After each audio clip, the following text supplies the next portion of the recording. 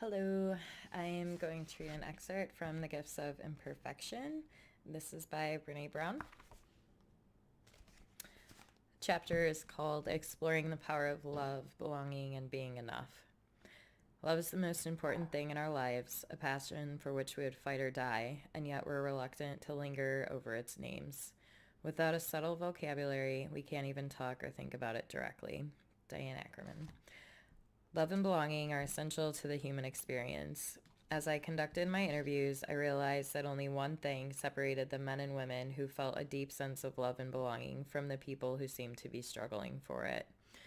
That one thing is the belief in their worthiness. It's as simple and complicated as this. If we want to fully experience love and belonging, we must believe that we are worthy of love and belonging. When we can let go of what other people think and own our own story, we gain access to our worthiness, the feeling that we are enough just as we are and that we are worthy of love and belonging. When we spend a lifetime trying to distance ourselves from the parts of our lives that don't fit with who we think we're supposed to be, we stand outside of our story and hustle for our worthiness by constantly performing, perfecting, pleasing, and proving. Our sense of worthiness, that critically important piece that gives us access to love and belonging, lives inside of our story. The greatest challenge for most of us is believing that we are worthy now, right this minute. Worthiness doesn't have prerequisites. So many of us have knowingly created, unknowingly allowed, been handed down a long list of worthiness prerequisites. I'll be worthy when I lose 20 pounds. I'll be worthy if I can get pregnant. I'll be worthy if I get sober.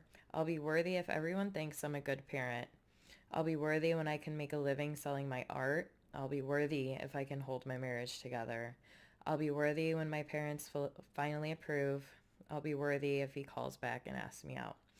I'll be worthy when I can do it all and look like I'm not even trying. Here's what is truly at the heart of wholeheartedness. Worthy now, not if, not when. We are worthy of love and belonging now, right in this moment as is. In addition to letting go of the ifs and whens, another critical piece of owning our story and claiming our worthiness is cultivating a better understanding of love and belonging. Oddly enough, we desperately need both, but are rarely talk about what they really are and how they work. Let's take a look. Defining love and belonging. For years, I avoided using the word love in my research because I didn't know how to define it, and I wasn't sure that, come on, you know love, as a definition would fly. I also couldn't rely on quotes or song lyrics, however much they might inspire me and speak truth to me. It's not my training as a researcher.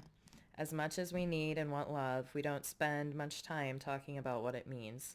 Think about it. You might say I love you every day, but when's the last time you had a serious conversation with someone about the meaning of love? In this way, love is a mirror image of shame. We desperately don't want to experience shame, and we're not willing to talk about it. Yet the only way to resolve shame is to talk about it. Maybe we're afraid of topics like love and shame. Most of us like safety, certainty, and clarity. Shame and love are grounded in vulnerability and tenderness. Belonging is another topic that is essential to the human experience but rarely discussed. Most of us use the term fitting in and belonging interchangeably. And like many of you, I'm really good at fitting in. We know exactly how to hustle for approval and acceptance. We know what to wear, what to talk about, how to make people happy, what not to mention. We know how to chameleon our way throughout the day. One of the biggest surprises that in this research was learning that fitting in and belonging are not the same thing. And in fact, fitting in gets in the way of belonging. Fitting in is about assessing a situation and becoming who you need to be accepted. Belonging, on the other hand, doesn't require us to change who we are. It requires us to be who we are. Before I share my definitions with you, I want to point out 3 issues that I'm willing to call truths. Love and belonging will always be uncertain. Even though connection and relationship are the most critical components of life, we simply cannot accurately measure them. Relational concepts don't translate into bubbled answer sheets. Relationship and connection happen in an indefinable space between people, a space that will never be fully known or understood by us. Everyone who risks explaining love and belonging is hopefully doing the best they can to answer an unanswerable question, myself included. Love belongs with belonging. One of the most surprising things that unfolded in my research is the pairing of certain terms. I can't separate the concepts of love and belonging because when people spoke of one, they always talked about the other. The same holds true for the concepts of joy and gratitude, which I'll talk about in a later chapter. When emotions or experiences are so tightly woven together in people's stories, and they don't speak of one without the other, it's not accidental entanglement, it's an intentional knot. Love belongs with belonging. Of this, I am actually certain. After collecting thousands of stories, I'm willing to call this a fact. A deep sense of love and belonging is an irreducible need of all women, men, and children. We are biologically, cognitively, physically, and spiritually wired to love, to be loved, and to belong. When those needs are not met, we don't function as we were meant to. We break, we fall apart, we numb, we ache. We hurt others, we get sick. There are certainly other causes of illness, numbing, and hurt, but the absence of love and belonging will always lead to suffering. It took me 3 years to whittle these definitions and concepts from a decade of interviews. Let's take a look. Love. We cultivate love when we allow our most vulnerable and powerful selves to be deeply seen and known, and when we honor the spiritual connection that grows from the offering with trust, respect, kindness, and affection. Love is not something we give or get, it's something that we nurture and grow, a connection that can only be cultivated between two people when it exists within each one of them. We can only love others as much as we love ourselves. Shame, blame, disrespect, betrayal, and the withholding of affection damage the roots from which love grows. Love can only survive these injuries if they are acknowledged, healed, and rare. Belonging. Belonging is the innate human desire to be a part of something larger than us. Because this yearning is so primal, we often try to acquire it by fitting in and seeking approval, which are not only hollow substitutes for belonging, but often barriers to it. Because true belonging only happens when we present our authentic and perfect selves to the world, our sense of belonging can never be greater than our level of self-acceptance.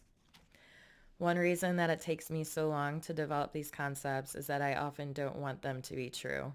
It would be different if I studied the effect of bird poop on potting soil, but this stuff is personal and often painful.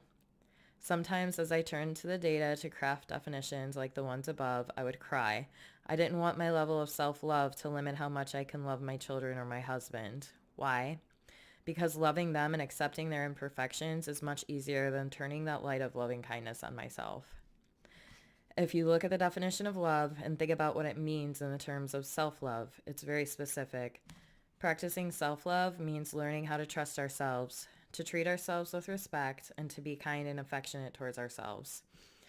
This is a tall order given how hard most of us are on ourselves. I know I can talk to myself in ways that I would never consider talking to another person. How many of us are quick to think, God, I'm so stupid, and man, I'm such an idiot. Just like calling someone we love stupid or an idiot wouldn't be incongruent with practicing love. Talking like that to ourselves takes a serious toll on our self-love. It's worth noting that I use the words innate and primal in the definitions of belonging. I'm convinced that belonging is in our DNA, most likely connected to our most primitive survival instinct. Given how difficult it is to cultivate self-acceptance in our perfectionist society and how our need for belonging is hardwired, it's no wonder that we spend our lives trying to fit in and gain approval. It's so much easier to say, I'll be whoever, whatever you need me to be, as long as I feel like I'm a part of this. From gangs to gossiping, we'll do what it takes to fit in if we believe it will meet our need for belonging, but it doesn't. We can only belong when we offer our most authentic selves and we embrace for who we are. Practicing love and belonging. To begin by always thinking of love as an action rather than a feeling is one way in which anyone using the word in this manner automatically assumes accountability and responsibility. Bell hooks. While I have personally and professionally agonized over the definitions of love and belonging, I have to admit that they have fundamentally changed the way I live and parent. When I am tired or stressed, I can be mean and blaming, especially towards my husband, Steve. If I truly love Steve and Sorry, my computer just turned off. If I truly love Steve, and man, oh man, I do, then how do I behave every day as important, if not more important than saying I love you every day?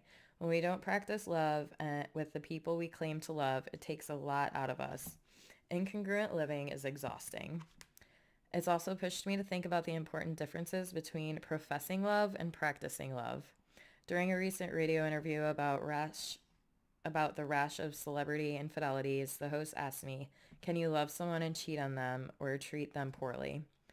I thought about it for a long time, then gave the best answer I could based on my work.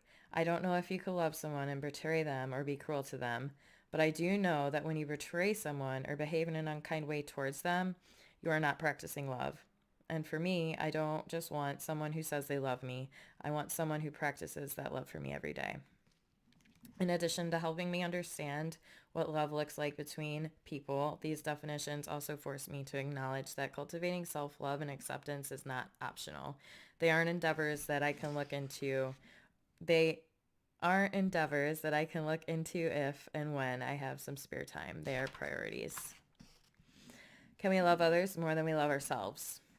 The idea of self-love and self-acceptance was and still is revolutionary thinking for me. So in the early 2009, I asked my blog readers what they thought about the importance of self-love and the idea that we can't love others more than we love ourselves. Well, there was quite the emotional debate in the comments section. Several folks passionately disagreed with the notion of self-love being a requirement for loving others. Others argued that we can actually learn how to love ourselves more by loving others. Some folks just left comments like, "Thanks for ruining my day. I don't want to think about this." There were 2 comments that addressed the complexity of these ideas in very straightforward terms. I'd like to share these with you. Justin Valentine, a mental health professional, writer, and photographer, wrote, "Through my children, I have learned to really love unconditionally, to be compassionate at times when I am feeling horrible, and to be so much more giving. When I look at my one daughter who looks so much like me, I can see myself as a little girl. This reminds me to be kinder to the little girl that lives inside of me and to love and accept her as my own. It is the love for my girls that makes me want to be a better person and to work on loving and accepting myself. However, with that being said, it's still so much easier to love my daughters." Perhaps thinking about this in a way that makes more sense, many of my patients are mothers who struggle with drug addiction. They love their children more than themselves. They destroy their lives, hate themselves, and also damage their bodies beyond repair. They say they hate themselves, but they love their children. They believe their children are lovable, but they believe that they are unlovable. On the surface, one might say, yes, some of them love their children more than themselves. However, does loving your children mean that you are not intentionally poisoning them the way you poison yourself? Perhaps our issues are like secondhand smoke. At first, it was thought to be not so dangerous. By smoking, we were only hurting ourselves. Yet, we have come to find out years later, secondhand smoke can be very deadly. Renee Cobb, a therapist in training by day and an undercover writer and occasional blog contributor by night, wrote, "Certainly the people we love inspire us to heights of love and compassion that we might not have ever reached otherwise. But to really scale those heights, we often have to go to the depths of who we are, light, shadow, good, evil, loving, destructive, and figure out our own stuff in order to love them better. So I'm not sure if it's either or both and. We love others fiercely, maybe more than we think we love ourselves. But that fierce love should drive us to the depths of ourselves so that we can learn to be compassionate with ourselves." I agree with Justin and Renee. Loving and accepting ourselves are the ultimate acts of courage. In a society that says put yourself last, self-love and self-acceptance are almost revolutionary. If we want to take part in this revolution, we have to understand the anatomy of love and belonging. We need to understand when and why we hustle for worthiness rather than claim it. And we have to understand the things that get in the way. We encounter obstacles on every journey we make. The wholehearted journey is no different. In the next chapter, we'll explore what I've found to be the greatest barriers to living and loving with our whole hearts. Great chapter. Again, that is, what is the name of that chapter? Exploring the Power of Love, Belonging, and Being Enough. And this is the book.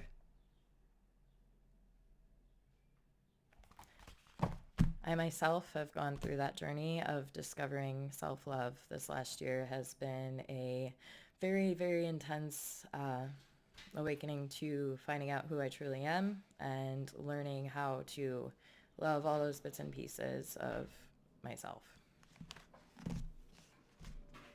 Thank you for listening, and come back again for more.